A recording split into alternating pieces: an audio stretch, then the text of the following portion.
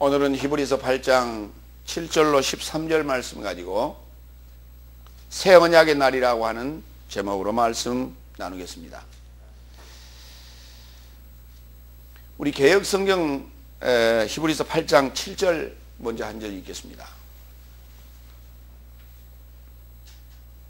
다 같이. 저 첫 언약이 무흠하였다면 둘째 것을 요구할 일이 없었으려니와, 이렇게 되겠습니다. 이 부분을 이렇게 고쳤습니다. 우리 첫 번째 대지는 히브리서 8장 7절로 9절 말씀 가지고 첫 것에서 둘째 것으로 완성한다, 이런 제목으로 은혜 나누겠습니다. 다 같이 우리 7절 다 같이 읽겠습니다. 왜냐하면 저 첫 것이 꾸짖을 것이 없었다면 둘째 장소가 요구되지 않았도다. 오늘 이 대지의 설교의 내용을 보면 새 언약을 하나님께서 제정하시는 내용으로 본문 내용이 기록이 되어 있습니다. 그런데 8장 7절에 시작하기를 저 첫 언약이 무흠하였다면 둘째 것을 요구할 일이 없었으려니와, 그러니까 전체 내용을 볼 때 첫 언약이 흠이 있었기 때문에 둘째 것을 요구할 이유가 있었다. 그러면 둘째 것이라고 하는 것이 새 언약이다, 이렇게 지금 우리가 볼 수 있겠는데요. 그런 이제 의미로 성경을 해석하게 된다면 문제가 생깁니다. 왜냐하면 하나님께서 첫 언약을 아브라함과 하시고 또 그것을 돌판의 세계에서 모세에게 주셨는데 그게 첫 언약입니다. 이 첫 언약을 하실 때 그 맹세로 서약을 하셔서 아브라함에게 언약하셨고 또 그 결과를 모세에게 돌판으로 새겨서 계명을 주시게 되는데, 그것 자체가 흠이 있었다라고 하면 하나님의 말에 실수가 있는 거예요. 첫 언약이 어떻게 흠이 있을 수가 있습니까? 성경은 첫 언약이 흠이 있었기 때문에 새 언약을 세우는 게 아니라고 요한 1서에 기록하고 있습니다. 그렇기 때문에 이것을 첫 언약으로 볼 수가 없는 것이, 여기는 언약이란 말도 없고요, 첫 것이라는 것입니다. 첫째 것, 첫 번째라고 하는 서술로 기록이 되어 있어요. 그런데 그 첫 번째 것이 꾸짖을 것이 없었다면, 그러면 첫 번째 어떤 것이 꾸짖을 만한, 꾸지람을 들을 만한 어떤 흠을 가지고 있었다는 얘기가 되겠죠. 그 첫 것이라고 하는 것이 뭘까요? 그런데 그 뒤에 이제 단서가 있어요. 둘째 장소가 요구되지 않았다, 이렇게 되어 있습니다. 둘째 것이 아닙니다. 둘째 장소라고 하는 토포스라는 단어가 뒤에 있어요. 그런데 번역을 안 했습니다. 둘째 장소가 반드시 요구되어야 된다고 해요. 그러면 첫째 장소는 도대체 무엇이며 둘째 장소는 무엇일까요? 첫째 장소가 흠이 있었다라고 하는 것이에요. 지금까지 우리가 7장과 8장 전반부를 봤는데 거기에서 우리가 첫 장막이라고 하는 부분을 보았습니다. 그 첫 장막이 뭐냐 했더니 첫 아담이라고 우리는 그것을 이해했습니다. 그러면 첫째 장소라고 하는 것이 첫 아담이요, 첫째 장소라고 하는 것이 첫 장막임을 우리는 알 수가 있는 것입니다. 그러면 둘째 장소가 또다시 있어야만이 새 언약을 거기에다 세우겠다는 것입니다. 성경은 이렇게 얘기하죠. 새 포도주를 새 부대에다 담아야지 헌 부대에다가 새 포도주를 담게 되면 그 부대가 터져버린다. 성경은 그렇게 기록합니다. 그렇기 때문에 첫 장소가 새 언약을 받을 만한 상황이 되지 않는다, 상태가 되지 않는다. 그렇기 때문에 새로운 장소, 새로운 부대, 새로운 장막이 필요한 것을 성경은 오늘 우리에게 말하고 있습니다. 첫 것은 무엇일까요? 고린도전서 15장 45절 보겠습니다. 또한 이와 같이 기록되었으니 첫사람 아담은 산 목숨에 이르게 되었고 최후의 아담은 살려주는 영에 이르게 되었도다 그랬어요. 거기 첫 아담이란 단어를 썼습니다. 첫사람 아담. 이것이 바로 첫 장소가 되는 것이고 첫 언약을 받게 되는, 첫 언약을 기록하게 되는 장소요 또 그 존재가 된다, 이렇게 말할 수가 있는 거예요. 그러니까 그것을 장소적 개념으로 지금 이해를 했어요. 성경은 이렇게 얘기합니다. 여호와의 이름을 두시려고 택하신 곳, 이렇게 표현해요. 여호와의 이름을 두시려고 택하신 곳이 성막도 아니고 성전도 아니고 바로 첫사람이었습니다. 그런데 첫사람은 흠이 있기 때문에 꾸지람을 들을 만한 상태이기 때문에 새로운 것을 요구하는 거예요. 여호와의 이름을 두실 곳은 거룩한 곳이어야 됩니다. 그렇기 때문에 둘째 장소가 필요했다라고 하는 것을 우리는 지금 알 수 있게 되는 것입니다. 히브리서 9장 1절로 2절도 보겠습니다. 첫 장막에도 섬기는 예법과 세상에 속한 성소가 있더라. 예비한 첫 장막이 있고 그 안에 등대와 상과 진설병이 있으니 이는 성소라 일컫다 그랬어요. 자, 이와 같이 첫 장막이라고 하는 것을 성막이라고 하는, 모세가 하나님으로부터 받은 그 식양대로 만들었던 그 첫 장막이라고 하는 것으로 지금 히브리서 9장에서는 언급을 하고 있습니다. 그것은 흠이 있다라고 하는 거예요. 그곳에서는 레이지파의 반차를 좇은 제사장이 제사를 1년에 한 번씩 속죄제를 드렸지만은 우리의 죄가 속죄되어지지 않았습니다. 우리의 죄가 사해지지 않았습니다. 그러므로 그것은 꾸지람을 늘 들을 만한 장소이며 또 꾸지람을 들을 만한 존재입니다. 그걸 첫사람이라고 하는 거예요. 그러니까 첫 장막을 이해할 때 첫 장막은 첫사람의 모형이다, 이렇게 이해하시면 돼요. 다 같이 첫 장막은 첫사람의 모형이다. 그렇습니다. 그러면 둘째 사람의 모형은 무엇입니까? 바로 여러분과 저예요.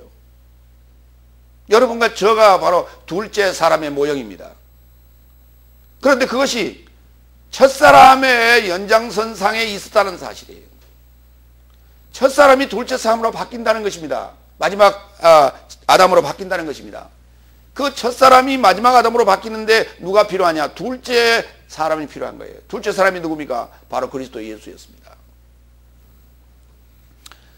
계시록 21장 1절로 2절 봅니다. 또 내가 새하늘과 새 땅을 보니 처음 하늘과 처음 땅이 지나갔고 바다도 이후로 있지 않더라. 바다도 이후로 있지 않더라. 이제 그곳은 바다가 없는 곳입니다. 그곳은 죽음의 바다가 없는 곳입니다. 거기에는 다시는 죽음이 없기 때문에 죽음의 바다가 없는 것입니다. 바다는 죽은 시체들이 모이는 곳을 바다라고 합니다. 그렇기 때문에 새하늘과 새 땅에는 바다가 없는 것이지만은 처음 하늘과 처음 땅에는 바다가 있습니다. 왜냐하면 그곳은 늘상 흠이 있고 늘상 죽어야 되고 죄가 있기 때문에 죄의 싹은 사망이기 때문에 사망이 모이는 곳이 바다였습니다. 그러나 계시록 20장에 보면 이제 그 바다가 죽은 자들을 내어주고 사망과 음부도 그 죽은 자들을 내어주는데 그것들을 다 불못에 넣는 사건이 있게 됩니다. 그게 심판입니다. 이 사건이 있은 이후에 새하늘과 새 땅은 바다가 다시 필요하지 않았습니다. 이와 같이 처음 하늘과 처음 땅이 뭡니까? 바로 첫 것이었고 그것이 바로 꾸지람을 받을 만한 것이었습니다. 그런데 이와 같이 첫 것이 꾸지람을 받을 만한 것이 없었다면 가정법입니다. 둘째 것을 요구할, 둘째 장소를 요구할 이유가 없었다고 하는 것이죠. 그러면 둘째 장소라고 하는 건 뭘까요? 고린도전서 15장 47절. 첫사람은 땅에서 났으니 먼지요 둘째 사람은 하늘에서 나신 주님이시다 그랬어요. 둘째 사람은 하늘에서 나셨어요. 둘째 사람이 필요했던 것입니다. 둘째 장소가 바로 둘째 사람이었습니다. 고린도전서 6장 19절. 너의 몸은 하나님께로부터 가졌으니 너의 삶의 소유가 아니요 너의 삶 안에 계신 거룩한 영의 성전인 것을 알지 못하느냐. 첫 장막에서 이제 다른 두 번째의 장막이 언급이 되는데 두 번째 장막이 바로 여러분과 저라고 하는 거룩한 영의 성전입니다. 여러분과 저는 원래 하나님의 모양과 하나님의 형상으로 만들어진 게 아니었습니다. 여러분과 저는 하나님의 모양으로만 만들어져 있었던 것이에요.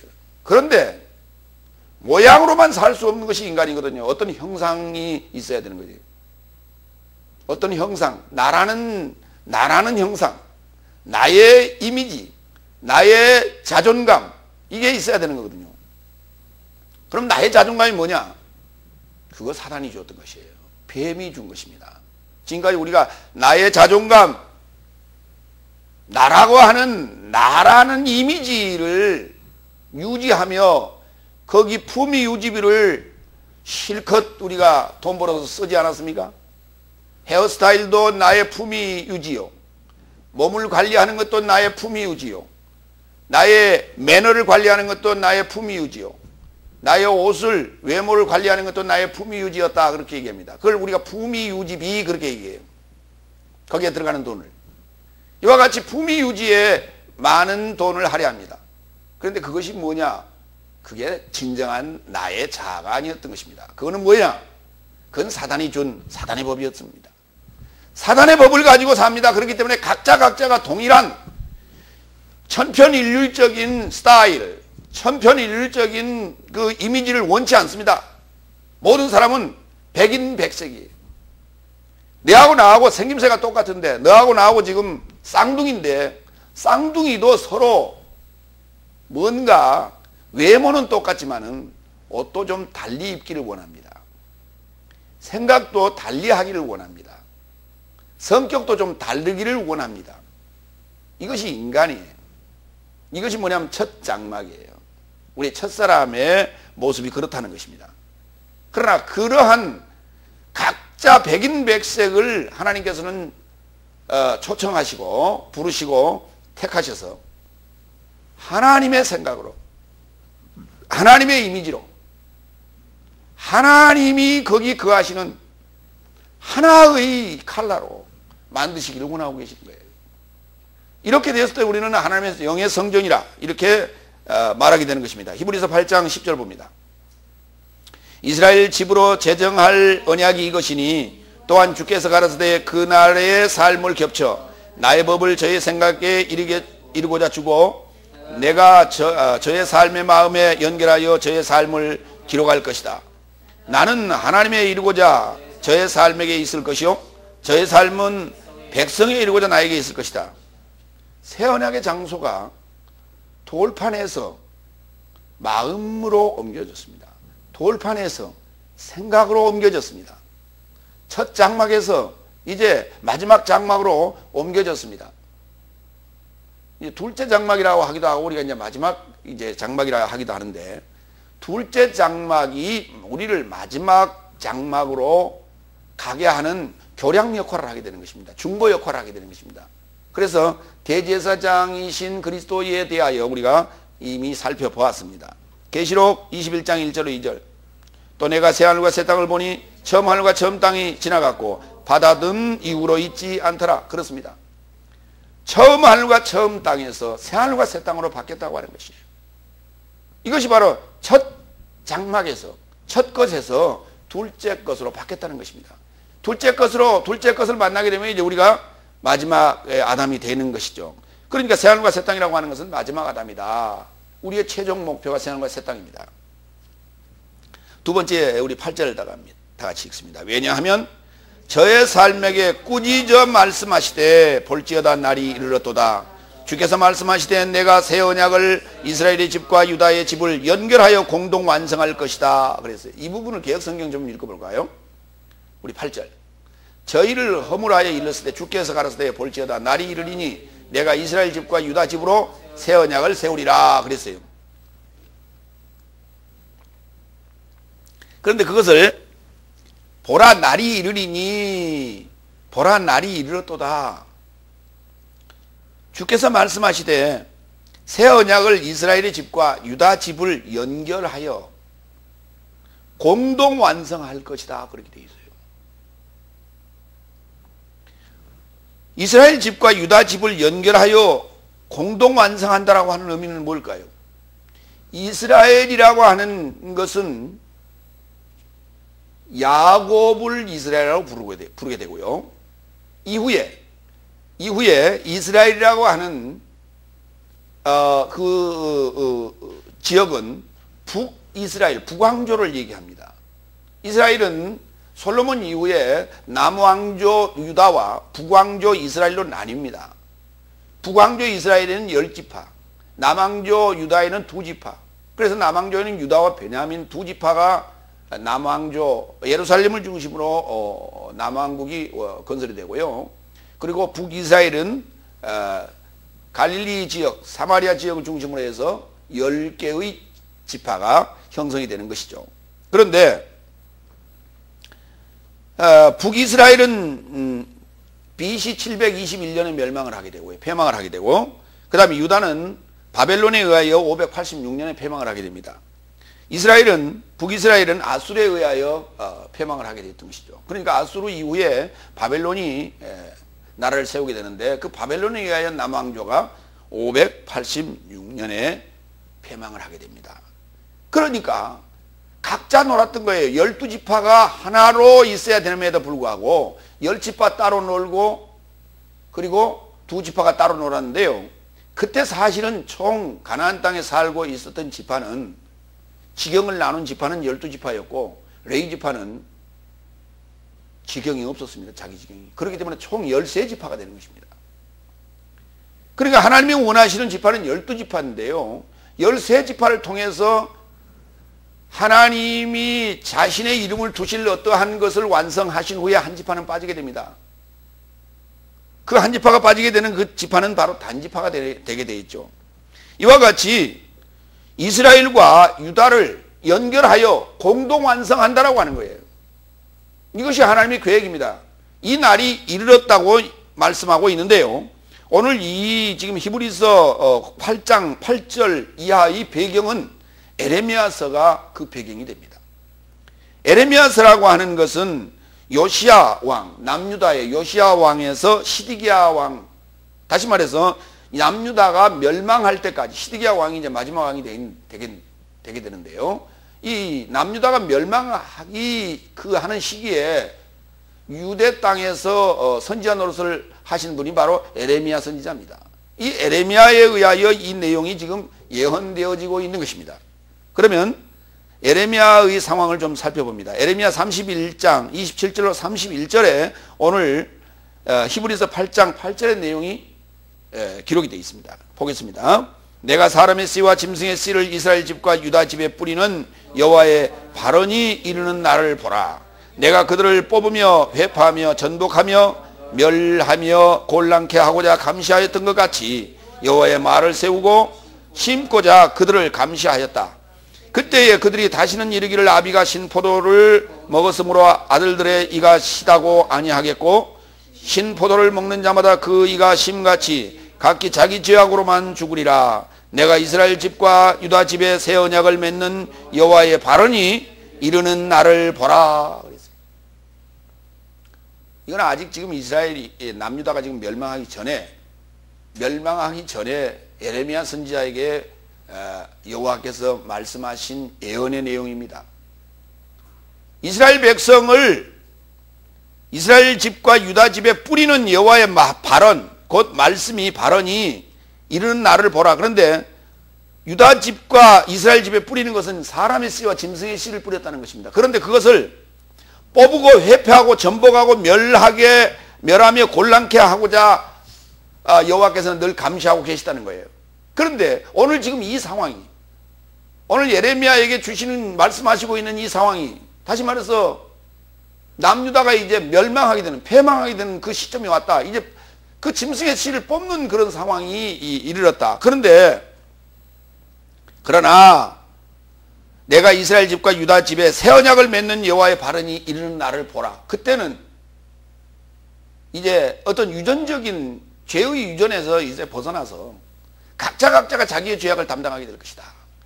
그것은 언제를 얘기하고 있는가? 이스라엘 백성이 바벨론으로부터, 포로되었던 바벨론으로부터 해방되어서 돌아오는 그때를 얘기하는 것이 아니고요.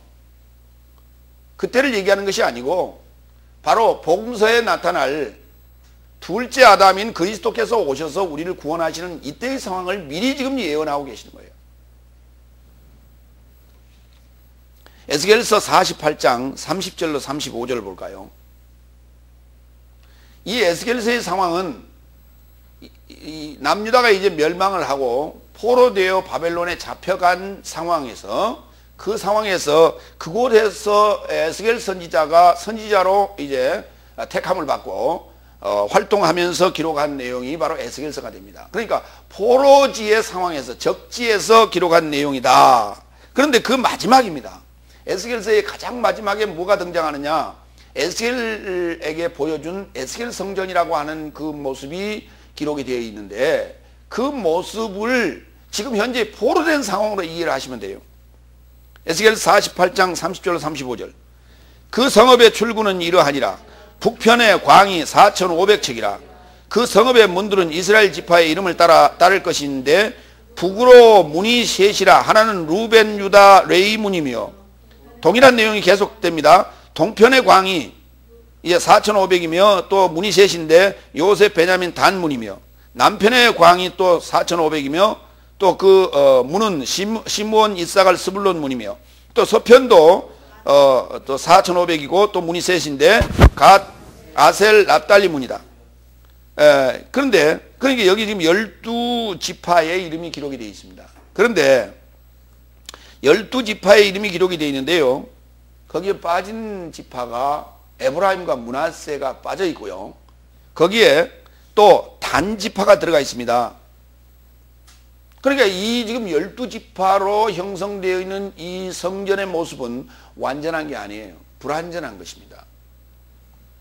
그래서 그 사면의 도합이 18,000이요. 18,000이라고 되어 있어요. 예. 18,000이라고 하는 건 부와 기름진 본성이다 그랬어요. 아직도 지금 그들의 기름기가 덜 빠졌다는 거예요. 그들의 그 허한 그 마음들이 아직도 지금 제거되지 않았다는 거예요. 이 모습을 이렇게 묘사를 해놨습니다. 그날 후로는 성읍의 이름을 여호와 산마라 하겠다 그랬어요. 여호와 산마란 말이 무슨 말이냐? 산마란 말이 황폐하다는 뜻이에요. 여호와가 지금 황폐했다는 얘기예요. 여호와의 이름을 둘 곳이 없다는 것입니다. 지금 이것을 에스겔 성전으로 묘사를 했는데, 미래의 성전이 아닙니다. 에스겔 성전은 현재의 성전의 모습이 이렇게 회파되어 있고 황폐되어 있는 모습으로 묘사하고 있는 것입니다. 여호와 산마. 그러니까 이와 같은 상황은 아직 불완전한 거예요. 그러므로 이스라엘 집과 유다 집을 연결하여 공동 완성하겠다라고 하는 것인데, 그 모습은 바로 계시록 7장 4절에 언급되는 144천의 상황입니다. 거기에 12지파가 12천씩 이제 언급하고 있는데요, 7장 4절 보겠습니다. 내가 인맞은 자의 수를 들으니 이스라엘 자손의 각 지파 중에서 인맞은 삶이 144천이니 그랬어요. 이거를 번역하는 자들이 14만 4천이라고 번역을 해놨습니다. 숫자적 개념이 아닙니다. 그런데 거기에 보면 유다, 루벤, 갓, 아셀, 납달리, 므낫세, 기억하세요. 므낫세 체크해 주시기 바랍니다. 므낫세는 요셉의 아들입니다.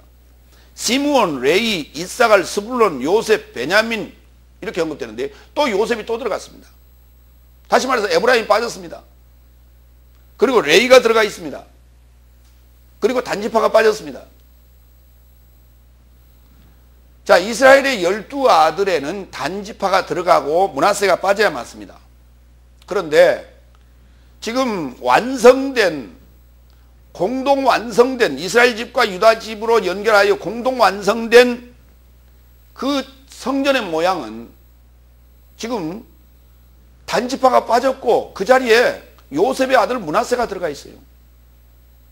그리고 가나안 땅에서 레위 지파는 자기의 지경을 받지 않았습니다. 자기의 영토를 분할받지 않았습니다. 그럼에도 불구하고 오늘 지금 이스라엘 집과 유다 집을 연결하여 공동 완성한 그 성전의 모습에는 지금 레위가 들어가 있습니다. 그러니까 하나님께서 처음 이스라엘 12지파를 선정하시는 그 야곱의 12아들이 아니에요. 지금 많은 변화를 지금 변화가 있었고, 그렇게 해서 지금 이제 완성된 이스라엘의 하나님의 성전, 곧 새 예루살렘 성전의 모습이 지금 이렇게 묘사를 하고 있는 거예요. 그러면 144천이라고 하는 것은 무슨 뜻일까요? 첫 아담에게서 나왔다는 얘기가 100, 그 다음에 부함이 묶였다는 얘기가 40, 그리고 또 묶였다는 것이 4, 그리고 천이라고 하는 것은 본성, 이렇게 됩니다. 그러니까 첫 아담에서 나와서 부함이 묶이고 묶인 본성이라는 얘기입니다. 아까 우리 지금 그 에스겔 성전은 18천이라고 그랬어요. 18천이란 말은 무슨 말이야? 부와 기름진 본성이라는 거야. 그건 묶인 게 아니에요. 아직 지금 포로되고 폐망되고 멸망되어 있지만 아직도 기름져요. 아직도 기름기가 지금 철철 넘친다라고 하는 거예요. 그런데 오늘 여기 지금 144천이라고 하는 이 수의 의미라고 하는 것은 첫사람 아담에서 나와서 부함이 묶이고 또 한 묶인, 또 묶이고 묶인 그 말이에요. 또 묶이고 묶인, 예, 완전하게 묶인 그러한 본성이라는 거예요. 그러니까 우리의 본성이 묶이고 묶여서 지금 어디에 들어가 있어요? 무저격이 들어가 있는 이 상황을 얘기하고 있는 것입니다. 그리고 각 지파당 12,000이라고 되어 있는데 12,000이 아니라 12,000, 12,000입니다. 12,000이라는 의미가 뭐예요? 부함으로 달바꿈되어진 거예요. 그렇게 묶임으로 말미암아 우리는 부하게 되는 것입니다. 뭐가? 우리 본성이. 무엇으로? 하나님의 본성으로 부하게 되는 것입니다. 나의 본성을 묶여서 무저격에 잠기고 하나님의 본성으로 부하게 된 것을 이게 12,000이라고 하는 거예요. 그러니까 열둘이라는 의미가 바로 그런 거예요. 열둘이라고 하는 게 부함으로 탈바꿈되었다는 거예요. 뭘로? 하나님의 부함으로. 그러면 그 부함이 열둘이라고 하는 내용물이 다르다는 거예요. 야곱의 12아들의 내용물이 다르고, 그 다음에 가나안 땅, 광야에 나왔을 때 12지파의 내용물이 다르고, 그 다음에 가나안 땅에 들어갔을 때 12 내용물이 다른 거예요. 그런데 그리고 새 예루살렘 성의 또 12의 내용이 다른 거예요. 그러니까 새 예루살렘 성의 12이라고 하는 것은 부한 것으로 탈바꿈된, 하나님의 본성으로 탈바꿈되어진 것이에요. 그러나 그 이전의 것들은 첫 것인데요, 그 이전의 것은 아직도 하나님의 것이 아니었습니다. 그렇기 때문에 여호와 산마라고 부른 거예요. 이게 에스겔 성전. 그러면 에스겔 성전 이후에 고레스 칙령에 의해서 이스라엘 백성이 메데파사로부터 돌아올 때, 바빌론으로 다시 돌아올 때, 돌아온 이후의 과정, 그리고 예수님이 올 때까지 그 과정은 무엇이냐? 그건 준비 기간이에요. 그래서 그 시간을 우리는 암흑기라는 얘기를 씁니다. 새 언약을 그랬어요. 이스라엘 집과 유다의 집을 연결하여 공동 완성할 것인데 무엇을요? 공동 완성할 내용이 새 언약입니다. 공동 완성할 내용이 새 언약이에요. 새 언약을 거기 준다는 것이 아니라 공동 완성할 내용이 새 언약이에요. 새 언약, 누가복음 22장 18절로 20절 다 같이 봅니다. 내가 너희에게 이르노니 내가 이제부터 하나님 나라가 임할 때까지 포도나무에서 나는 것을 다시 마시지 아니하리라 하시고, 또 떡을 가져 살해하시고 떼어 저희에게 주시며 가라사대 이것은 너희를 위하여 주는 내 몸이라. 너희가 이를 행하여 나를 기념하라 하시고, 저녁 먹은 후에 잔도 이와 같이 하여 가라사대 이 잔은 내 피로 세우는 새 언약이니 곧 너희를 위하여 붓는 것이라. 새 언약을 유다 집과 이스라엘 집을 연결하여 공동으로 완성하겠다라고 하는 거예요. 그래서 예수님께서는 12제자를 택하십니다. 12제자를 택하십니다. 이것이 뭐냐? 내 피로 세우는 새 언약이다. 이 잔을 누가 마셨습니까? 제자들이 마셨죠. 예수님의 한 몸에서 나온 피를, 예수님의 한 몸에서 나온 떡을 사도들이 먹었습니다. 그런데 그 자리에 있던 가룟 유다는 그걸 먹고 나가게 됩니다. 그는 12에서 빠지게 됩니다. 그래야만이 안식일이 다가오기 때문에 그렇습니다. 11가 되어야 안식일에 들어갑니다. 왕이라고 하는 사망의 왕노릇하고 있는 왕적인 그 사고에서는 안식일에 들어갈 수가 없어요. 가룟 유다가 빠진 11명이 안식일을 맞이합니다. 그것을 한문으로 쓰면 11를 한문으로 쓰면 토자가 됩니다. 한문으로. 토자를 그리면 열 하나가 됩니다. 그래서 토요일을 안식일로 보는 거예요. 그리고 그리스도의 영이 임하게 되기 전에 바로 하나를 채웁니다. 왜? 그리스도와 더불어 왕노릇 하기 위한 준비입니다. 그래서 마띠아가 그 12에 가입이 되는 것입니다. 그래서 다시 왕자가 되는 것이에요. 12 왕자가 되는 것입니다. 사망이 왕노릇 하던 12를 그때는 12이 됐다가 13이 됐다 그러는 거예요. 실제는 13인 거예요. 그러다가 완전한 12로 바뀌는 거예요. 생명이 왕노릇하는, 그리스도가 왕노릇하는 이제 상황으로 바뀌게 되는 것입니다. 이것을 우리가 새 언약이라고 하는 것입니다. 그러니까 옛 언약은 옛 언약의 불완전한 것이 아니라 옛 언약이 불완전한 것이 아니라 옛 언약이 불완전한 것이 아니라 옛 언약은 완전한데 그것을 받은, 그것을 둬야 될, 그것을 수용해야 될 그 부대가, 그것을 수용해야 될 그 장막이, 그것을 수용해야 될 그 첫 아담이 불완전한 거예요. 이게 얘가 꾸지람을 들었기 때문에 야를 통째로 바뀌겠다는 것입니다. 이 집을 바꾸겠다는 것이, 그래서 둘째 것을 요구한다는 것이에요. 세 번째, 9절 다 같이. 애굽 땅에서 저희 삶을 인도하여 내리고 저의 삶의 손에 나의 손이 붙잡던 날 안에 저의 삶의 조상과 행한 언약을 따르지 않은 저의 삶은 나의 언약 안에 머물러 있지 않았으므로 나도 저의 삶에 보살피지 않았다고 주께서 말씀하신다.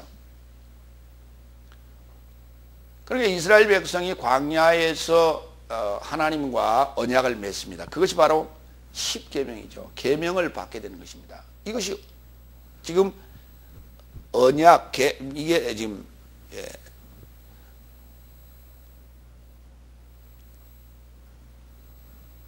언약을 맺었다 이렇게 얘기합니다. 이게 그러니까 서약을 한 것이에요. 말로 아브라함과 했던 그 언약할 때 아브라함에게 이렇게 했습니다. 400년 만에 너의 후손들이 애굽 땅에서 큰 부자가 돼가지고 돌아올 것이다. 이렇게 예언을 하셨거든요. 그런데 부자가 돼서 돌아왔습니다. 그러나 그들이 광야 40년을 살면서 부자가 된 것이 아니라 다 빈털터리가 됩니다. 거기서. 이것이 무슨 말입니까? 지금 우리가 아까 144천이라고 하는 그 144의 의미가 부한 것이 묶이는 거예요. 광야 40년이 이게 부한 것이 묶이는 과정입니다. 부한 것이 묶이는 걸 40이라고 하는 거예요. 광야 40년을 산 것이, 부한 것이 다 털어졌어요. 그들이 가지고 나왔던 금붙이, 그들이 가지고 나왔던 모든 보석, 이거 다 성전 지키기 위해서, 성막을 지키기 위해서 다 내놓잖아요. 그들이 어떤 거기서 그 향락을 누리기 위해서 하나님께서 그들에게 그 보물을 가지고 나오게 하지 않았습니다. 아브라함과 언약한 이 사건이 400년 만에 이루어지잖아요.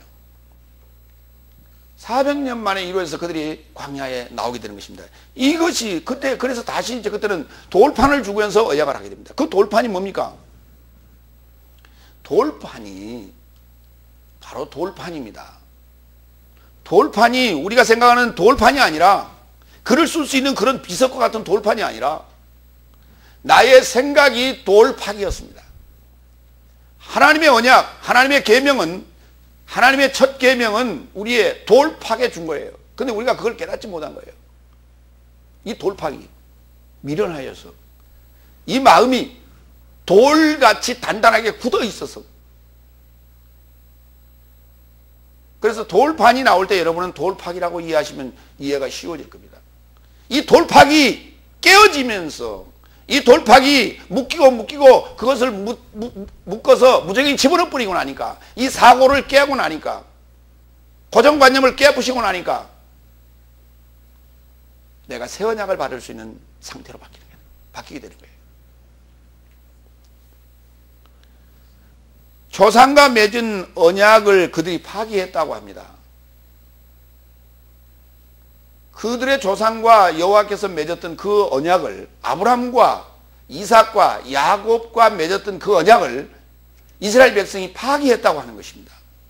자, 그 상황들을 몇 군데만 좀 살펴봅니다. 에레미야 31장 32절 동일하게 에레미야서도 이 내용을 언급합니다. 나 여호와가 말하노라. 이 언약은 내가 그들의 열조의 손을 잡고 애굽 땅에서 인도하여 내던 날에 맺은 것과 같지 아니할 것은 내가 그들의 주인이 되었어도 그들이 내 언약을 파하였음이니라 그랬어요. 거기 주인이 되었다는 말이 바알이라는 단어를 씁니다. 다 같이 바알. 이 바알이라는 단어가 주인이라는 단어인데요. 바알이 바알신이라고 하는 것이 있었죠. 바알신이 있었습니다. 바알신이 있었는데 이 지금 보세요. 왜 이걸 바알이라고 언급을 했을까요? 그들에게 이해를 돕기 위해서 바알이라는 단어를 쓰고 있는 거예요. 지금 바알은 진정한 주인이 아니에요. 그런데 그들의 사고가 지금 이렇게 바알적인 사고를 갖고 있기 때문에 바알이라는 단어를 지금 에레미야를 통해서 언급하고 있는 거예요. 사사기를 갈까요? 아까 우리가 단지파가 이제 새 예루살렘 성에서는 빠진다고 했는데, 그래서 단지파에 대한 내용을 여기 좀 적어봤습니다. 이스라엘의 사사기 18장 29절로 31절. 이스라엘의 소생 그 조상 단의 이름을 따라 그 성읍을 단이라 하니라. 그 성읍의 본 이름은 라이스더라. 단 자손이 자기를 위하여 새긴 신상을 세웠고 모세의 아들 게스롬의 아들 요나단과 그 자손은 단지파의 제사장이 되어 이 백성이 사로잡히는 날까지 이르렀더라.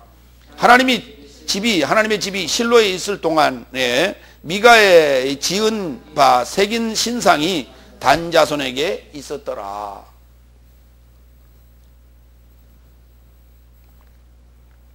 단지파가요. 단지파의 지경이 어디쯤이냐면 유다 산지 옆입니다. 유다 산지, 유다 지파 옆쪽인데 블레셋 쪽입니다. 그러니까 지중해 쪽에 단지파의 지경을 줬어요. 그런데 이 친구들이 사사기 때에, 사사 시대에 어디로 올라가냐면 저 위쪽으로 올라갑니다. 두로 쪽으로.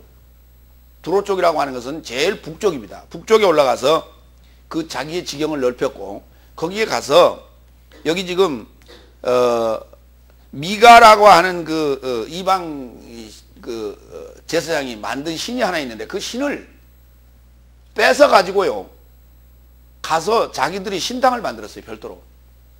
실로에 여호와의 성막이 있음에도 불구하고 그들이 새로운 신당을 만들어 갖고, 우리는 여호와의 신을 섬기지 않았습니다. 그들은, 단지파는. 그리고 별도의 신을 만들어 놓고 신당을 만들어 놓고 거기서 별도의 신을 우상을 숭배했던 자들이 바로 단지파예요. 그렇기 때문에 이들이 제거될 수밖에 없는 존재입니다. 그리고 창세기 49장에서 단을 야곱이 축복할 때 단은 길의 뱀이라고 그랬어요. 뱀입니다. 판단자라는 뜻입니다. 단이란 말이. 다 같이 단.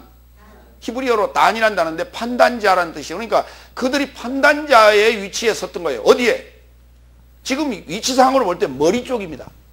이스라엘 12지파의 머리에 그들이 다 올라가 있는 거예요. 머리 꼭대기에 지금 올라가서 판단자로 서 있는 것입니다. 그러니까 이 우상을 섬기면서 그들이 그 우상이 여호와를 판단하고 앉았어요. 지금 이게 위에서. 그래서 꼭대기에 올라가 있어요. 지금 단이. 바로 누구였습니까? 가룟 유다가 그랬잖아요.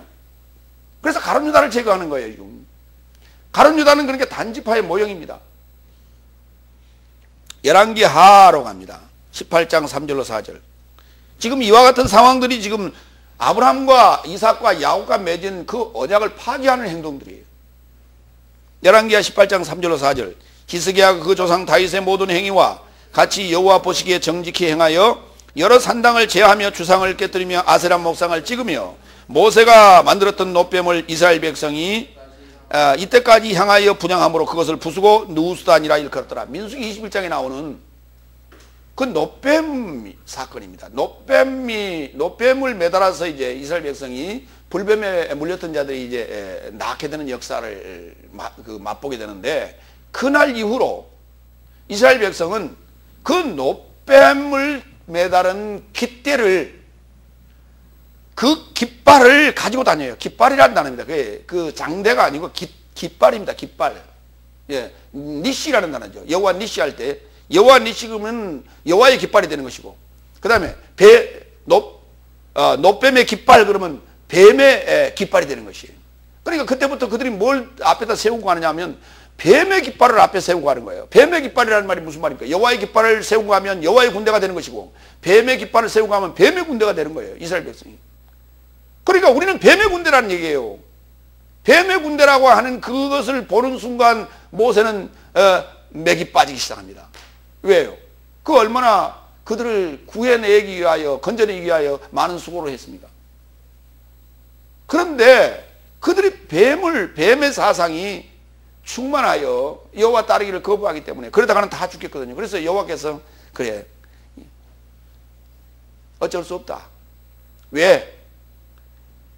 결국은 메시아가 와야 모든 문제가 해결되기 때문에 내가 그리스도 예수로 이 땅에 내려와야 문제가 해결되기 때문에 그동안에는 어쨌든 간에 이리 가든 저리 가든 그건 불완전한 것이기 때문에 그래서 뱀의 깃발을 허락했던 것입니다. 그것이 히스기야 왕 때까지 남유다 히스기야 왕 때까지. 그러면 히스기야 왕 때면 지금 이게 어느 정도 되냐면 남유다의 하반부 중간쯤이나 됩니다.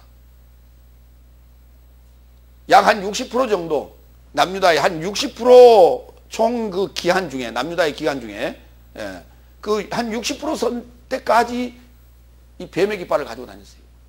근데 히스기야 왕이 그때 이제 왕이 되면서 그것을 부시게 되는 것입니다. 그때서요. 그러나 그들의 마음속에 있는 것까지는 부술 수가 없었어요. 그래서 결국은 지금 에레미야의 상황, 이스라엘 남유다가 이제 패망하게 되는 이 상황까지 오게 되는 거 아닙니까? 이사야서 갑니다. 54장 5절로 6절.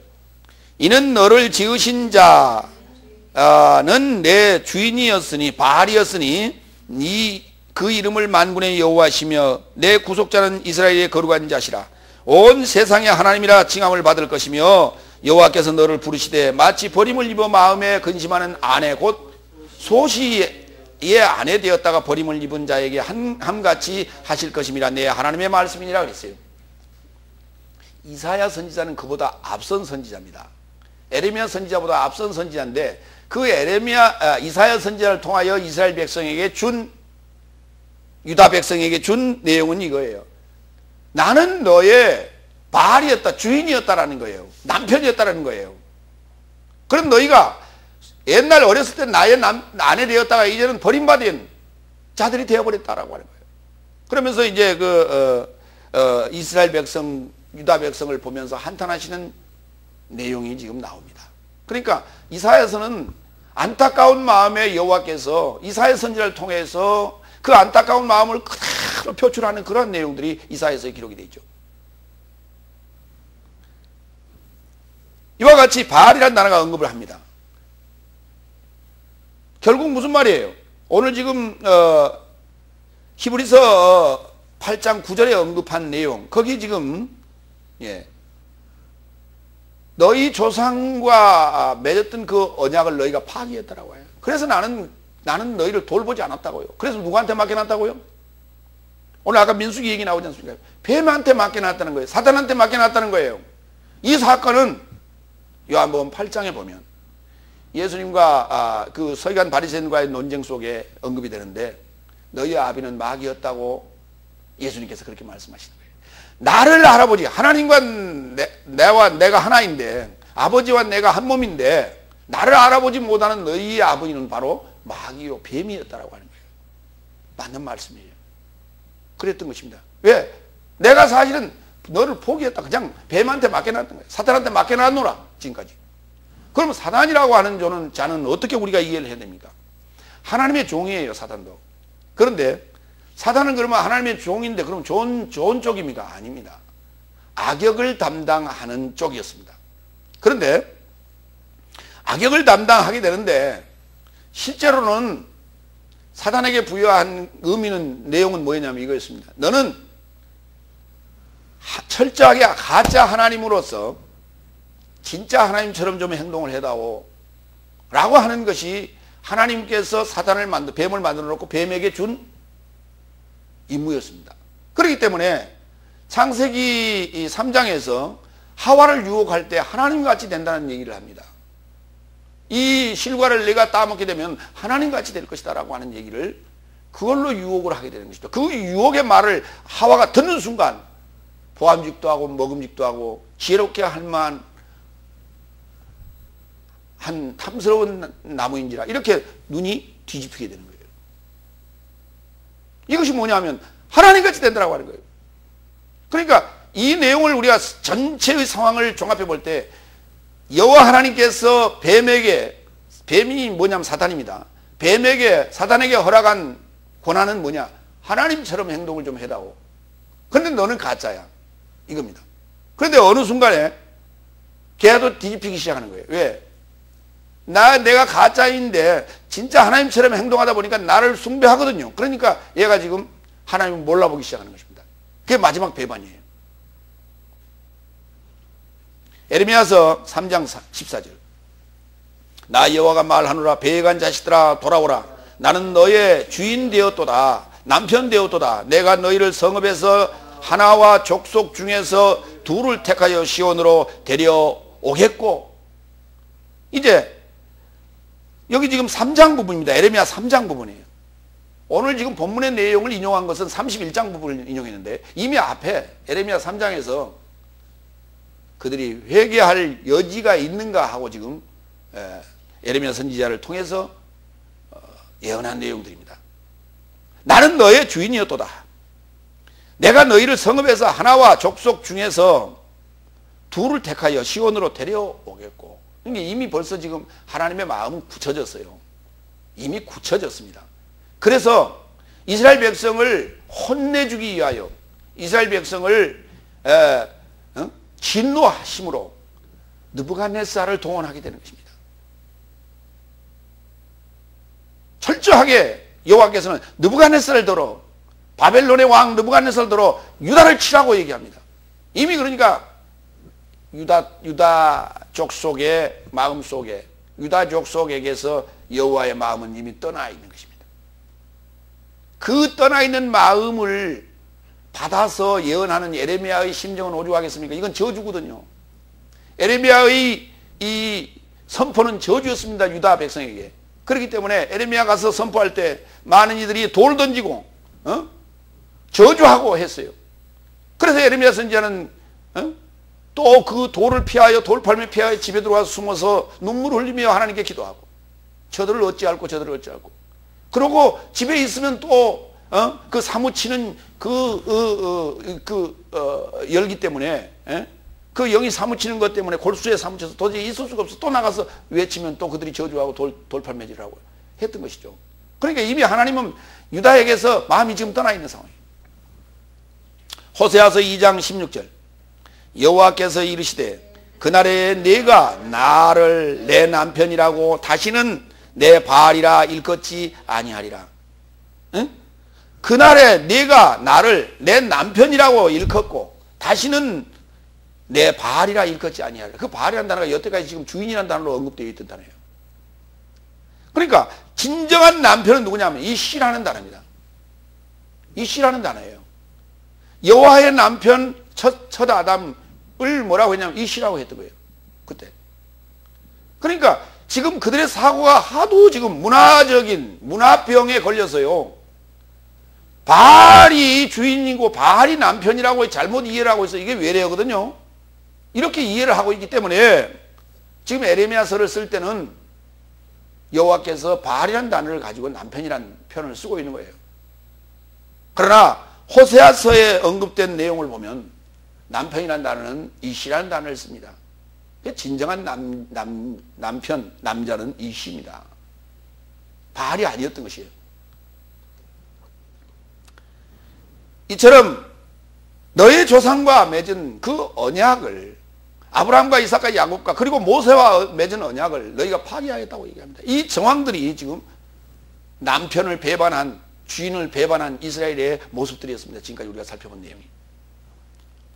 두 번째 대지로 갑니다. 히브리서 8장 10절로 11절. 새 언약은 새 언약이라고 하는 것은 새 영을 생각해 그리고 새 법을 마음에 기록하는 것이다. 지금까지는 그러면 어디다 기록했다는 얘기예요? 돌팍에 기록해 왔다는 것입니다. 이제 그 돌팍이 깨어지는 순간입니다. 이것이 새 언약이에요. 네 번째 10절 다 같이 읽겠습니다. 이스라엘 집에 제정할 언약은 이것이니 또한 주께서 가라사대 그날의 삶을 겹쳐 나의 법을 저희 생각에 이루고자 두고 내가 저의 삶의 마음에 연결하여 저의 삶을 기록할 것이요 나는 하나님에 이루고자 저의 삶에게 있을 것이요 저의 삶은 백성에 이루고자 나에게 있을 것이다. 새 언약의 날에 주의 생명의 법을 생각에 그리고 마음에 기록하겠다는 것입니다. 지금까지 기록에 둔 것도 사실은 우리 마음이 아니었어요. 지금까지 우리에게 기록해 놓은 것은 머리였습니다. 그러니까 새 언약을 받기 전에 예수님의 살과 피를 먹고 마시기 전에는 우리는 여호와의 언약, 여호와의 계명이 어디에 기록되어 있냐? 머리에만 기록되어 있는 것입니다. 가슴으로 내려오지 아니하고 마음으로 내려오지 아니하고 머리에만 기록되어 있는 거예요. 알고는 있어요. 예수님 만나기 전까지, 예수님이 오시기 전까지 이스라엘 백성들에게는 여호와의 율법이 머리에는 있었어요. 그러나 마음에 내려오지 아니하고 가슴에 내려오지 않았습니다. 그러니까 하나님을 만나는 것은 머리로 만나는 것이 아니라 가슴으로 만나는 거고 마음으로 만나는 거예요. 그렇기 때문에 뭐라고 얘기하느냐? 돌팍에 기록되어 있다고 얘기합니다. 이 돌팍에 기록되어 있는 것을 이제 마음에 기록하고 생각에 기록한다는 것입니다. 머리에만 기록되어 있으면 이렇게 됩니다. 요한복음 3장 16절 하나님이 세상을 이처럼 사랑하사 다다닥 나옵니다. 버튼만 누르면 바로 나와요. 왜? 머리에는 기록이 되어 있으니까 암기를 하고 있기 때문에 둘둘둘둘둘 가다 다 연결도 잘해요. 거기에 그 내용과 유사하게 연결 잘해서 잘 얘기해요. 설교도 잘해요. 짜증기도 잘합니다. 설교를 못하는 게 아니에요. 감정이 없는 것도 아니에요. 눈물 흘리면서 잘합니다. 그러나 그건 다 허상이었던 것이죠. 그게 아니라는 거예요.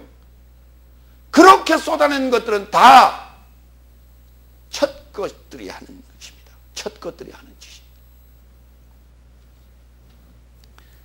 에레미야 31장 33절을 인용한 부분입니다. 다 같이 읽겠습니다. 나 여호와가 말하노라. 그러나 그날 후에 내가 이스라엘 집에 세울 언약은 이러하니 곧 내가 나의 법을 그들의 속에 두며 그 마음에 기록하여 나는 그들의 하나님이 되고 그들은 내 백성이 될 것이라.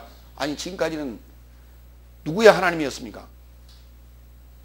이스라엘 백성의 하나님이 아니라는 거예요. 지금까지는 새 언약이 기록되기 전까지는 누가 그러면 하나님 노릇을 했다는 얘기입니까? 사단이 하나님 노릇을 했다는 얘기예요. 새 언약이 기록되는 마음에 그 생각에 새로운 법이 기록되는 그때부터 하나님이 되겠다는 거예요. 그 전까지는 하나님이 아니라는 거예요. 여호와가 하나님이 아니에요. 그래서 사탄더러 하나님 노릇을 하라고 했던 것이에요. 그렇기 때문에 그들이 그 노뱀의 깃발을 들고 다녔고 히스기야 왕 때까지 그것을 분양하고 숭배해 왔던 것입니다. 그리고 예수님이 오셨음에도 불구하고 그들은 예수님을 하나님이신 예수님을 십자가에 못 박은 바로 사탄을 하나님으로 섬겼던 자들의 모습이에요. 오늘 나는 그러면 지금 어떠냐예요. 지금 나는 어떠냐라고 하는 거예요. 지금 여러분은 어떠냐는 거예요. 하나님의 말씀이 머리에만 있고 마음에 내려오지 않았고 가슴에 내려오지 않았고 내 생각에 들어오지 않았다면 아직도 나는 사탄을 하나님을 섬기고 있는 거예요. 아직도 나는 첫 것이에요. 지금 에스겔서 36장 26절로 28절 봅니다. 새 영과 새 법을 생각과 마음에 기록한다는 내용이 여기도 나옵니다.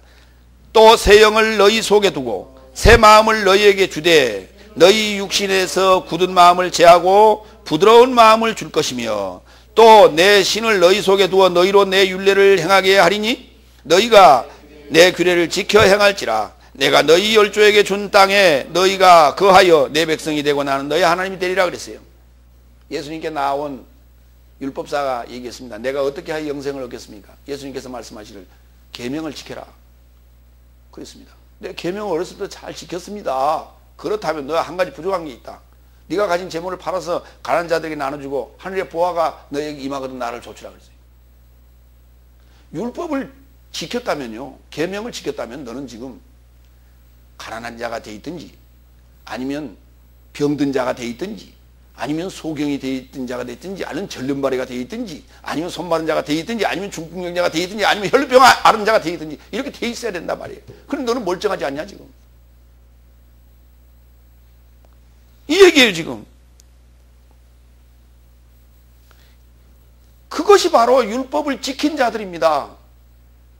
율법을 지켰다는 말은, 계명을 지켰다는 말은 무슨 말이냐면 너가 죄인임을 인식하는 거예요. 지금 병든 자가 지금 뭐예요? 죄인이라는 얘기입니다. 귀신 들린 자가 지금 죄인이라는 얘기입니다. 손 마른 자가 죄인이라는 얘기입니다. 절름발이가 죄인이라는 얘기입니다. 소경이 죄인이라는 얘기입니다. 벙어리가 지금 죄인이라는 얘기예요. 왜? 할 말이 없어요. 보이지 않습니다. 아픕니다 몸이. 이게 죄인의 모습이에요. 왜? 무엇이 왔기 때문에? 율법이라고 하는 정죄의 법이 왔기 때문에 당연히 그 모습으로 나를 만나야 되는 거예요. 나는 지금 너희를 고치러 온 자지 멀쩡한 자를 내가 지금 찾으러 온 게 아니다. 나는 의원으로 너희에게 왔다. 병든 자에게 의원이 필요 있고 건강한 자에게는 의원이 필요 없느니라. 너가 지금 건강하다는 얘기는 아직 율법 지키지 않았다는 얘기입니다. 내가 새 영을 너의 속에 두고 새 마음에 기록하면 그때야 너희가 내 계명을 지킬 것이다. 그것이 뭐라고요? 사랑이라는 거예요. 사랑이라는 계명을 지켜야 됩니다. 누구를 사랑한다고요? 하나님을 사랑한다고요. 사탄을 사랑하는 것이 아니라 하나님을 사랑한다고요. 사탄을 왜 사랑했습니까? 먹을 걸 주니까요. 응답해 주니까요. 그래서 사탄을 섬겼던 것이지 사탄을 사랑한 것도 아니었어요. 진정이 이제 하나님을 사랑하는 때가 온다. 하나님을 사랑한다는 얘기는 무슨 말입니까? 하나님과 부부의 관계가 회복됐다는 얘기입니다. 하나님과의 그 부부의 관계가 회복되니까 이웃의 관계도 회복되는 거예요. 가정에서 부부의 관계가 회복되어야만이 온 가족이 화목하게 되는 거예요. 하나님과 나와의 관계가 회복되어야만이 내 이웃을 사랑할 수 있어요. 이거를 새 언약이라고 하는 거예요. 이걸 지금 둘째 아담 또는 마지막 최후의 아담이라는 표현을 쓰는 거예요. 새 언약이라고 하는 게 그 내용이 뭡니까가 아니에요. 죄로부터 내가 해방되는 것이 새 언약이에요. 여호와의 율법이 이제 내 가슴에 내 생각에 들어와서 사랑으로 표현되고 실천되는 것이 이것이 새 언약이에요. 상태를 말하는 것이고 상황을 말하는 것이지 무엇이 율법에 지금 기록된 내용이 뭐냐가 아니에요. 지금 그 문서적인 내용이 아니란 말이에요. 새 언약이라고 하는 것은, 옛 언약이라고 하는 것이. 왜냐하면 하나님의 말씀은 하나님의 형상을 만들어내는 그 자재들입니다. 재료들입니다. 하나님의 말씀을 우리가 들으면 하나님의 형상이 완성되어야 되는 거예요. 하나님의 이미지, 하나님의 자존감이 형성되어야 되는 거예요. 이미지로 형성되는 거예요. 그게 삶으로 형성되는 거예요. 나의 진정한 자아로 형성되는 거라고요. 그게요.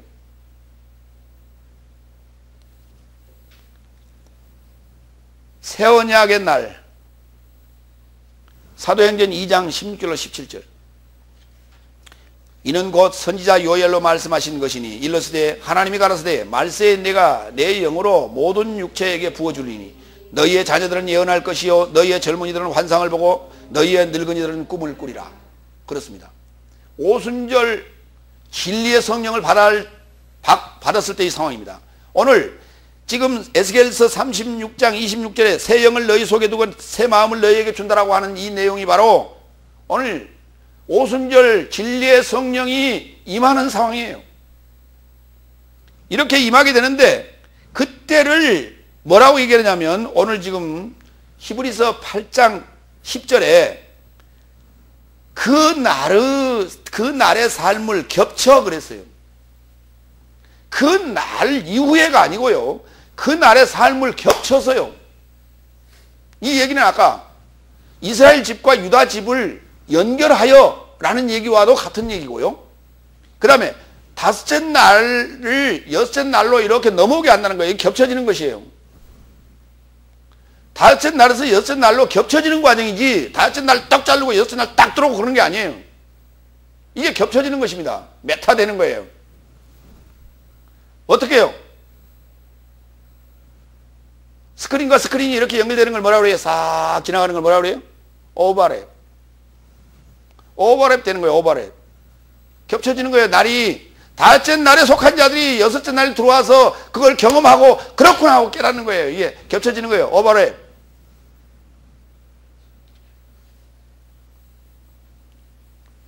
그게 어느 시기에 뚝뚝 잘라보려고 그래. 자꾸 잘라지려고 그래. 우리의 삶은 그렇게 자를 수가 없어요. 지금 성령 시대고 은혜 시대고 이게 시대로 자르는 게 아니에요. 인제 나은 사람은.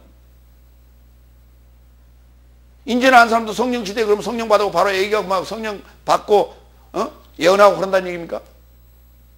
아니에요.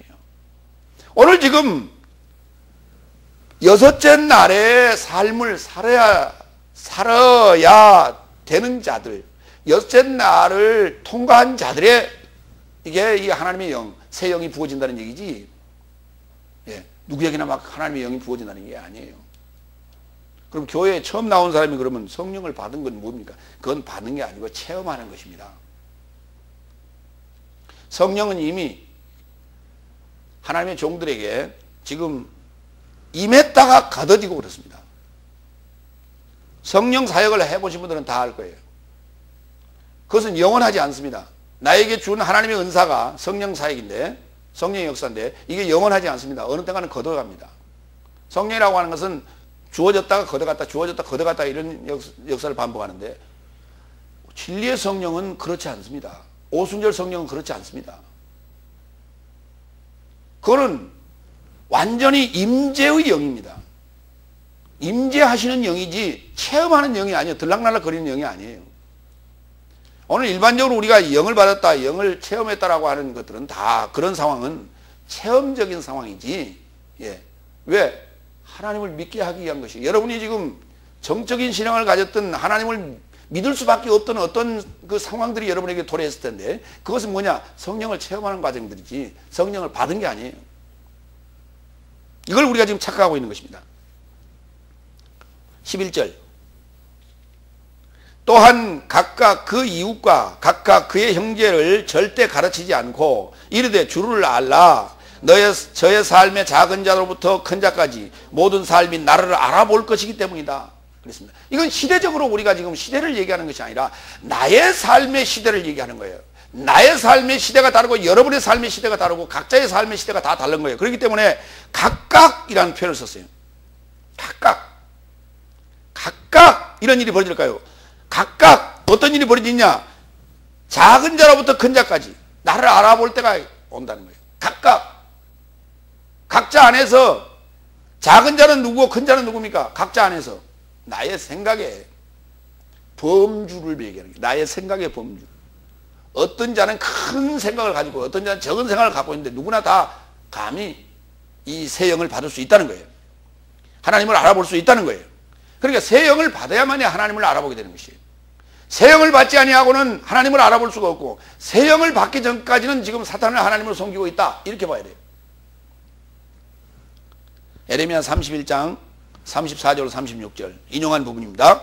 그들이 다시는 각기 이웃의 형제를 가리켜 이르기를 너는 여호와를 알라 하지 아니하리니 이는 작은 자로부터 큰 자까지 다 나를 알미니라. 내가 그들의 죄악을 사하고 다시는 그 죄를 기억지 아니하리라. 여호와의 말이니라. 나 여호와는 해를 낮의 빛으로 주었고 달과 별들을 밤의 빛으로 규정하였고 바다를 격동시켜 그 파도로 소리치게 하나니 내 이름은 만군의 여호와니라. 내가 말하노라. 이 규정이 내 앞에서 패할진대 이스라엘 자손도 내 앞에서 패함을 입어 영영이 나라가 되지 못하리라 그랬어요. 율법서에는, 모세 오경 율법서에는 창세기 1장 14절 이하에 넷째 날에 하나님께서 해와 달과 별을 분정하셨다는 얘기가 나옵니다. 그리고 구약 성경에 그렇게들 묘사하고 있어요. 이게 하나님의 크신 사역이다. 찬송을 받을 만한 사역이다. 이런 얘기가 시편에도 언급이 됩니다. 그런데 에레미야서에서는 뭐라고 얘기한다고요? 해를 낮의 빛으로 주었고 달과 별들을 밤의 빛으로 규정하였고 바다를 격동시켜 그 파도로 소리치게 하신 이가 하나님이신데 이 규정이 36절 이 규정이 내 앞에서 폐할진데 이게 폐해진다고요. 첫사람 아담 첫 장막의 상황에서는 이것이 규정이에요. 첫 장막에 속한 자들에게는 하늘의 별이, 하늘의 태양이, 하늘의 달이 하나님이 분정한, 하나님이 정한 법칙이에요. 시간과 공간의 제약을 받고 살아가게 되는 것입니다. 그러나 그때는 하나님을 알지 못한다는 거예요. 그때는 하나님을 알지 못해요. 나보다 높은 자가, 나보다 힘센 자가 다 하나님이고, 하늘의 태양이 하나님이고, 그래서 일반적인 자연신관적인 사고를 갖게 돼 있는 거예요. 하늘 그러면 절로 쳐다보잖아요. 이게 하늘 그러면 하늘을 쳐다보는 이 상황이 뭐냐? 아직 지금 첫 장막에 속한 자예요. 아직 지금 첫 언약 아래에 있는 자예요. 하나님을 지금 바로 보지 못하는 자예요. 왜? 하나님의 새 법이, 하나님의 새 영이 들어가지 않았기 때문에. 어디에만 있으니까? 머리에만 있기 때문에. 그러면 새 영이 들어오고 새 법이 들어온다는 얘기는 무슨 말입니까? 깨달았다는 거예요. 깨달았다. 다 같이 깨달았다. 예, 무슨 새 영이 들어오고 새 법이 들어오면 무슨 거기 번뜩거리고 그냥 몸이 그냥 어떻게 달라지고, 하는 말이 달라지고 그런 게 아니고, 깨달음이 오는 거예요. 깨달음이 하나님 말씀이 지금까지 읽었던 하나님 말씀이 머리에만 있던 것이 하하 그 얘기였구나 이 얘기였구나 하고 깨달음이 오는 거예요. 그걸 번개친다고 그런단 말이에요. 자, 그러면 보혜사 진리의 영으로 우리가 하나님을 알게 되는 그날은 사도행전 2장 18절로 21절. 그때 내가 내 영으로 내 남종과 여종들에게 부어주리니 저희가 예언할 것이요 또 내가 위로 하늘에는 기사와 아래로 땅에서는 징조를 베풀리니 곧 피와 불과 연기로다. 주의 크고 영화로운 날이 이르기 전에 해가 변하여 어두워지고 달이 변하여 피가 되리라. 누구든지 주의 이름을 부르는 자는 구원을 얻으리라. 여기 20절을 보세요. 에레미야 31장 36절에 보면 해를 낮에 빛으로 주었고 달과 별을 밤에 빛으로 주었다라고 하는 이 규정이 폐해진다고 그랬어요. 이 상황이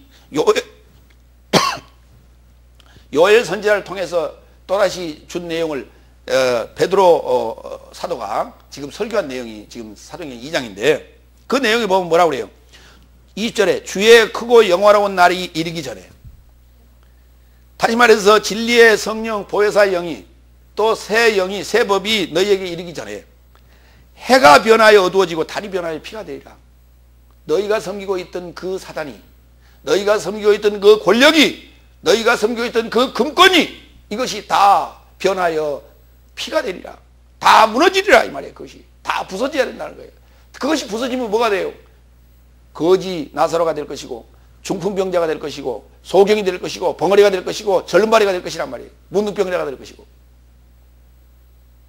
그런 후에야 누구든지 주의 이름을 부르는 자가 이제 구원을 얻게 되는 것입니다. 지금 교회 안 나온 자가 교회에 나오기 위한 이게 성경 구절이 아니에요. 우리는 지금 교회에 지금 몇십 년 다녔기 때문에 구원 얻었다고 생각하고 있고 주의 이름을 부른다고 생각하고 있죠. 그거 누가 못 불러요? 교회에 한 번도 나와보지 않는 자가요, 화급한 상황을 만나게 되면요 다 불러대요. 하나님, 부처님, 예수님, 천주님하고 마호메트여 다 불러대요. 석가요 하고. 그게 부른다는 얘기입니까? 그게 주의 이름을 부른다는 얘기입니까? 아니에요. 다 같이 주의 이름을 초청하는 자는 누구든지 구원을 얻으리라. 그렇습니다. 내가 지금 주의 이름을 초청해서 모실 수 있는 거룩한 성전이 되어야 되는 거예요. 하나님은 더럽고 추악하고 죄 많은 인생 속에는 들어오실 수가 없어요. 나의 의가 충만해 있을 때는 들어오지 않습니다. 죄악이 내가 관영한다는 얘기는 나의 의가 충만하다고 말이에요. 나의 자아가 강하다 이 말이에요. 이럴 때는 하나님 들어오지 않습니다. 그 모든 것이 다 허물어졌을 때, 다 그 집이 허물어졌을 때, 폐허가 됐을 때 주님은 들어오셔서 그 집을 수축하십니다. 그래서 새 집을 짓습니다. 내가 다 헐어진 헌집을 주님께 내어드리면 주님은 그것을 폐기 처분하시고 새 집을 지어요. 새 집을 우리에게 주신다고요. 우리 어린이들의 동요에 아주 오래된 동요입니다. 이건 아마 우리 조상이 이 땅 위에 정착해 살면서부터 아마 있었던 노래가 아닌가 싶습니다. 두꺼봐 두꺼봐 헌집 주께 새집 다오. 이것은 미래의 예언이었습니다. 기독교가 이 땅에 들어올 예언이었고, 그리고 오늘 여호와의 새 법을, 새 영을 우리의 마음 속에, 우리의 생각 속에 두실 그때의 상황을 이미 하나님께서 우리 천손민족에게 주신 미래 예언적인 노래였던 것이에요. 두꺼봐 두꺼봐 내가 헌집 주께 새집 다오. 의미 있는 노래입니다. 오늘 내가 이 헌집을 주님 앞에 내어드릴 때 주님께서는 새 집으로 바꿔주신다는 거예요. 이것을 주의 이름을 부르는 자가 아니고 주의 이름을 초청하는 것입니다. 칼레오. 주의 이름을 초청하시기 바랍니다. 주의 이름을 초청한다는 얘기는 주님을 내가 받아들인다는 얘기예요. 수용한다는 얘기지. 주의 권위를요. 주의 권위를, 주의 사상을, 주의 말씀을, 주의 생각을, 주의 마음을 내가 품는다는 것입니다. 이것을 주의 이름을 초청한다. 그런 자는 구원을 얻으리라고 말합니다. 이것이 바로 새 언약이며 이것이 바로 새 영을 내 생각에, 새 법을 내 마음에 두는 사건이다. 근데 모든 걸 받음으로, 들어옴으로가 아니라 깨달음으로, 다 같이 깨달음으로 새 언약이 된다. 새 언약을 새로 주는 것이 아니었어요. 이미 주어진 언약을, 성경이 우리 언약입니다. 성경이 구약과 신약 언약인데 이것을 깨달았을 때 우리는 새 영을, 새 법을 받게 되는 것입니다. 세 번째, 히브리서 8장 12절로 13절, 죄진 삶을 기억하지 않는 새로운 창조물이라 그랬습니다. 다시 이제 이 날이 되면, 새 영을, 새 법을 받게 되면 다시는 죄악을, 불의를, 불법을 기억하지 않겠다고요. 여섯 번째 12절, 이는 내가 저의 삶에 불의에 자비롭게 할 것이며 저희 죄진 삶도 저희 불법한 삶도 내가 결단코 더 이상 기억하지 아니하였음이니라 그랬습니다. 그걸 기억하면 이 새 영과 새 법을 줄 수가 없지요. 로마서 8장 1절로 2절, 그리하여 지금은 육신을 따라 활보하지 않고 성령을 따라 활보하는 예수 그리스도 안에 있는 삶에게는 아무도 정죄하지 못하나니 예수 그리스도 안에 있는 생명의 성령의 법이 죄와 사망의 법에서 나를 해방하였습니다. 그렇습니다. 다시는 이제는 정죄할 수 없는 죄와 사망의 법에서 우리가 해방되어지는 역사, 이것이 바로 깨달음의 역사요. 하늘에 있는 해와 달과 별을 숭배하는 그러한 시간과 공간 속에 제약된 우리의 삶이 아니라 우리의 생각을 이제 자유자가 되어서 하늘을 알 수 있는 그런 생각으로 바뀌었다는 거예요. 우리의 마음이 이제는 율법 아래에 있는 것이 아니라 기도함으로, 간구함으로 받아들이는, 응답받는 그런 삶이 아니라 이제는 사랑함으로 살아가는 거예요. 자족함으로 살아가는 거예요. 있거나 없거나 자족함으로 살 수 있는 이 상황을 우리는 새 영을 받았다, 새 법을 받았다, 새로운 창조물 되었다, 이렇게 말하는 것입니다. 오늘 이 상황에 이르게 하시려고 하나님께서는 이스라엘 백성을, 그리고 유다 백성을 지금 훈련소 보낸 거예요. 훈련소 보낸 거예요. 우리는 이 훈련을 반드시 통과해야 되겠지만 몸으로 통과하는 미련한 자 되지 마시기 바랍니다. 여러분의 생각 속에서 이 과정 통과하시기 바랍니다. 믿음으로 이 과정을 통과하시기 바랍니다. 말씀으로 이 과정을 통과하시기 바랍니다. 그러지 미련하기 싫이 몸으로 통과하는 어리석은 성도 되지 않기를 바랍니다. 이제 결단코 나는 이 불의를, 죄진 삶을, 불법을 기억하지 않겠다라고 했는데요. 요한 1서 1장 7절로 9절, 저가 빛 가운데 계신 것 같이 우리도 빛 가운데 행하면 우리가 서로 사귐이 있고 그 아들 예수의 피가 우리를 모든 죄로부터 깨끗게 하실 것이요, 만일 우리가 죄 없다 하면 스스로 속이고 또 진리가 우리 속에 있지 아니할 것이요, 만일 우리가 우리 죄를 자백하면 저는 미쁘시고 의로우사 죄진 삶을 우리에게 놓아주시려 하며 모든 불의에서 우리를 깨끗게 하려 하십니다. 여기 지금 7절에 보면 사귄다는 얘기가 나와요. 고린도후서 11장 3절 이하에 보면 사도 바울이 얘기합니다. 내가 너희를 한 남편인 그리스도에게 중매하려고 너희를 정결한 처녀로 만들고 있다. 정결한 처녀로 너희를 한 남편인 그리스도에게 중매하려 하고 있다. 이렇게 얘기합니다. 그런데 너희의 마음이 지금 부패했는데 유사한 예수, 다른 영, 다른 복음을 받아서 너희의 마음이 지금 부패해 있다. 그것을 정결케 해야만이 하나님의 신부가 될 수 있다는 거예요. 여기 지금 사귄다는 얘기가 뭐 그 말이에요. 너 둘이 사귀냐?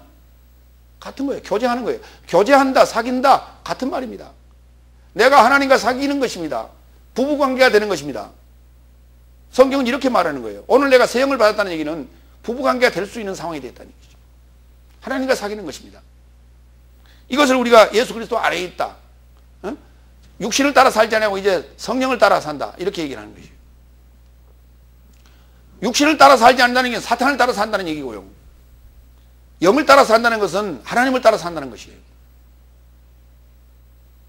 사망의 생각을 가지고 있느냐, 생명과 평안의 생각을 가지고 있느냐. 내가 지금 성경을 머리로 이해하고 있느냐, 마음과 지금 생각으로 이해하고 있느냐, 깨달아 이해하고 있느냐, 이 차이예요. 우리 몸 밖의 상황으로 보고 있느냐, 몸 안의 상황으로 보고 있느냐, 이 상황, 이 차이예요. 13절 마지막 절, 새 것을 말씀하심으로 첫 것을 낡아지게 하셨으니 실종에 가깝게 낡아지고 늙어가는 것이라. 이미 이사야 선지자를 통하여, 에레미야 선지자를 통하여, 또 선지자를 통하여 예언하시게 되면 이미 말씀을 토해내셨어요. 이와 같이 발언하셨어요. 이제 그 발언이 토해짐으로 말미암아 이제 옛 것은 점점 낡아지게 돼 있어요. 에레미야 선지자를 통해서, 이사야 선지자를 통해서, 호세아 선지자를 통해서 선포되어지는 예언의 역사는 그 이후로 이제 새 날은 밝아오며 옛 것을 아무리 붙들고 있어봐야 그것은 다시 새롭게 될 수가 없어요. 그러니까 이미 탈바꿈이 시작됐다는 거예요. 지금 이스라엘, 남유다와 북이스라엘이 멸망했다는 것은 뭐냐면 이미 탈바꿈이 시작됐다는 거예요. 새로운 날이 지금 도래하고 있음을 지금 언급하고 있는 거예요. 마태복음 9장 15절로 17절. 그러자 예수께서 그들에게 이르시되 신랑이 그들과 함께 있을 동안에 신방의 아들들이 슬퍼할 수 없지 않느냐. 그러나 날이 이르러 신랑이 그들로부터 빼앗김을 받을 때에 그때야 금식할 것이다. 그러므로 누구도 낡은 옷에 생배 조각을 덧붙이지 않는다. 왜냐하면 그 옷으로부터 충만을 들어 올리면 틈새가 더 악화되기 때문이다. 또한 낡은 가죽 부대 안에 새 포도주를 붓지 않나니 그에게 만일 그렇게 않는다면 가죽 부대가 터지게 되고 포도주도 쏟아지고 부대도 버리게 될 것이니 오히려 새 포도주를 새 가죽 부대에 넣어야만 둘 다 함께 보존받는다 그랬습니다. 새 집을 준비했을 때 새로운 생각이, 새로운 법이, 새로운 영이 들어오게 되는 것입니다. 그것을 새 포도주는 새 부대에 이렇게 말하는 것이에요. 그런데 지금 이 상황이 신랑이 왔다가 빼앗기는 상황도 온다는 거예요. 이게 금식의 상황이에요. 이제는 새 집에는 새 가구를 드려야 되는 거예요. 옛 것은 이제 옛 것과 새 것을 끊는 분기점이 생긴데 그게 금식이에요. 금식이라는 것은 죽음을 의미하는 것입니다. 완전히 옛 것으로부터의 완전한 탈바꿈. 누에는 번데기의 생활을 마무리하는 삶을 살게 되는데 그것이 금식의 기간인데요. 금식 기간에 번데기는 뭘 하느냐. 그동안에 5살까지 먹었던 수없이 많이 먹었던 그 뽕잎으로 만들어진 실크를 그때부터 뿜어내기 시작합니다. 그러면서 뭘 짓느냐. 자기의 무덤을 짓습니다. 그때부터 그는 금식합니다. 금식하며 몸 안에 있는 모든 것을 다 뽑아내서 무덤을 만들고 무덤 속에서 그는 거듭납니다. 그리고 번데기에서 나방으로 거듭납니다. 이게 부활이에요. 부화합니다. 우화라고 그러죠. 그걸. 그는 무덤 속에 있다가 나오게 됩니다. 그때부터는 옛 삶이 아닙니다. 호련히 변화하여 하늘을 날 수 있는 이제 천사가 된 것입니다. 오늘 우리가 볼 수 있는 곤충의 세계가 나의 세계임을 지금 이 만물은 우리에게 교훈합니다. 여러분 모두가 금식하는 그 시기가 오는데, 먹어야 될 시기가 있고 금식하는 시기가 있는데, 금식하는 시기가 어디입니까? 여섯째 날이 마무리되는 시기입니다.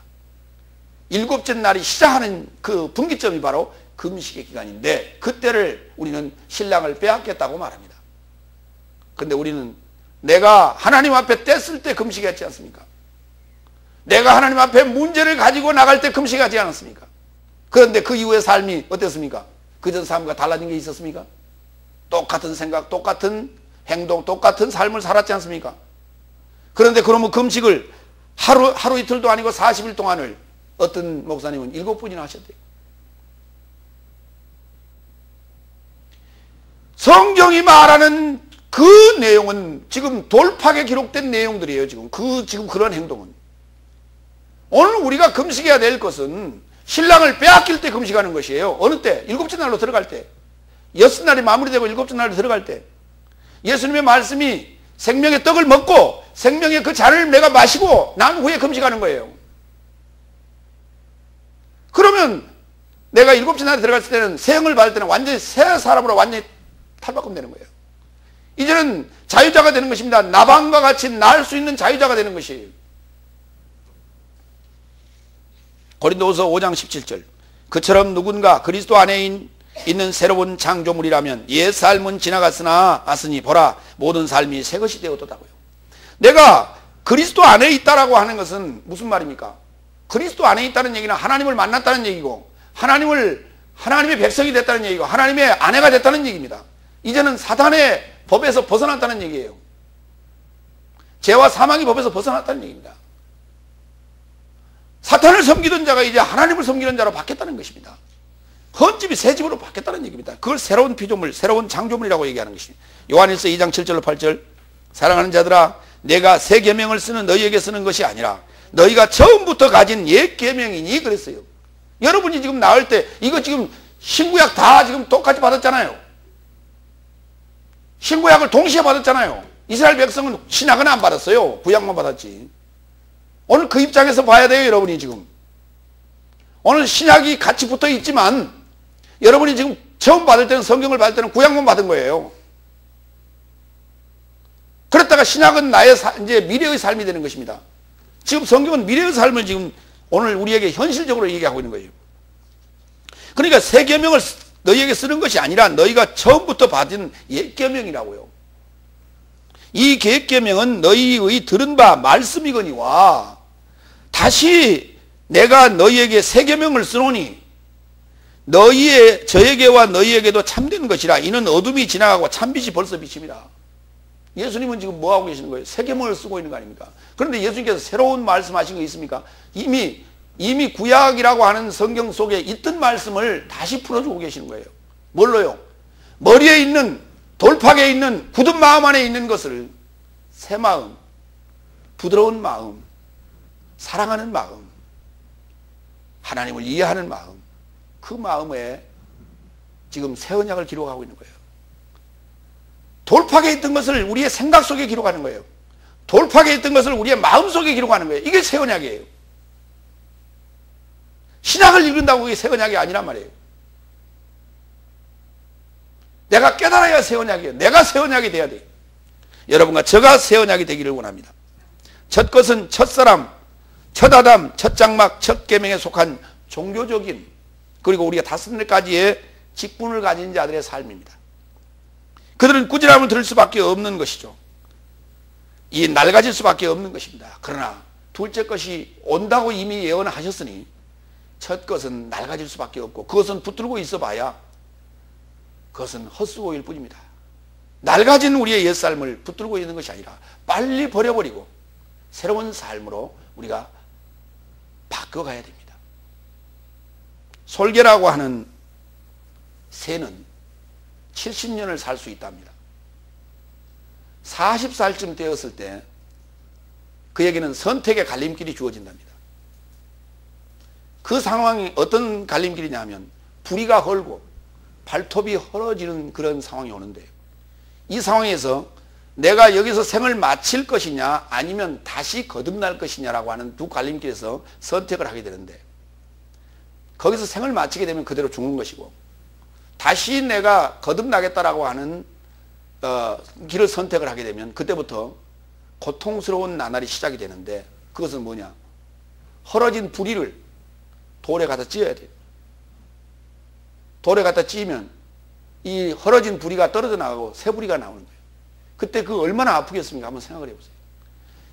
헐어진 부리가, 낡아진 부리가 빠지고 새 부리가 길어 나오면 그 부리를 가지고 다시 발톱을 다 뽑아내고 다시 새 발톱이 길어 나와야만이 새로운 삶을 살게 되는데, 그때부터 30년간의 삶을 또 산다는 것입니다.